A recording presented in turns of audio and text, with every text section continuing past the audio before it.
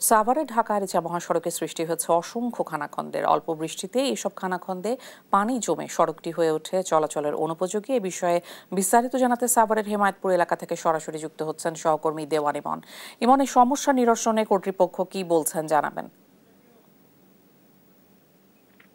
কৃষিকা, আপনাকে ধন্যবাদ। আমি এই মুহূর্তে রয়েছি সাভারের হেমায়েতপুর স্ট্যান্ডে এবং আমি যে সড়কটিতে রয়েছে এটি ঢাকা আরিচা মহাসড়ক এবং এই ঢাকা আরিচা মহাসড়কের হেমায়েতপুর স্ট্যান্ডের এই যে লোকাল লেনটি যেটি রয়েছে, যে এই পুরো লোকাল লেনের এই স্ট্যান্ডের 1 কিলোমিটার জুড়েই কিন্তু খানা খন্দে এই সড়কটি কিন্তু এখন চলাচলের অনুপযোগী হয়ে পড়েছে। পাশাপাশি এখানে যদি কিছুক্ষণ বৃষ্টি হলে কিন্তু এই খানা খন্দে কিন্তু পানিতে কিন্তু টইটুম্বর হয়ে পড়ে বৃষ্টির পানিতে, তখন কিন্তু এখানে নানা ধরনের দুর্ঘটনা ঘটে আসছে প্রতিনিয়ত। এবং এই যে দুর্ভোগটি, এই দুর্ভোগটি কিন্তু দীর্ঘদিন যাবতই কিন্তু এখানকার যারা পথচারী রয়েছেন তারা কিন্তু এই দুর্ভোগটি পোহাচ্ছেন। বিশেষ করে এটি যেহেতু লোকাল লেন, এখানে উত্তরাঞ্চল এবং উত্তর পশ্চিমাঞ্চলে যে সমস্ত পরিবহনগুলো এই সড়কটি ব্যবহার করেন তারা কিন্তু যাত্রী নেওয়ার জন্য প্রতিনিয়তই এই লোকাল লেনটি ব্যবহার করে থাকেন। কারণ এই লোকাল লেনের পাশে যেহেতু বিভিন্ন বাস কাউন্টার গুলো অবস্থিত, তাই এখান থেকে যাত্রী নেওয়ার জন্য কিন্তু তাদেরকে এখানে প্রবেশ করতে হয়। এবং এই যে খানাখন্দ, এই খানাখন্দের কারণে কিন্তু প্রতিনিয়ত এখানে ধীর গতি থাকে গাড়ির। এখন কিছুটা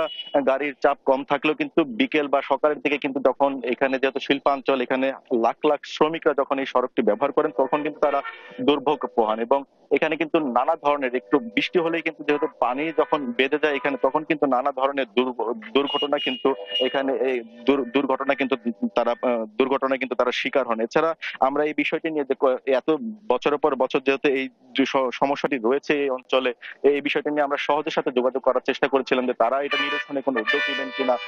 সেই ব্যাপারে কিন্তু আমরা তাদের সাথে একাধিকবার মুঠোফোনে চেষ্টা করে কিন্তু দুর্ভোগে এই দুর্ভোগ লাঘবে কোনো তাদের উদ্যোগ আছে কিনা এই বিষয়ে কিন্তু তাদের কোনো বক্তব্য জানতে পারেনি। স্থানীয়রা যেটি বলছেন যে তাদের এই যে চিরচেনা যে দুর্ভোগটি পোহাচ্ছেন, তারা বিভিন্ন সময় যে দুর্ঘটনার শিকার হচ্ছেন এখানকার পথচারীরা, এটি যেন অতি দ্রুতই যেন এটি নিরসনে উদ্যোগ গ্রহণ করে কর্তৃপক্ষ। তো এই ছিল আমার কাছে কৃষিকাজ সাভারের সড়ক পরিস্থিতির সর্বশেষ খবর।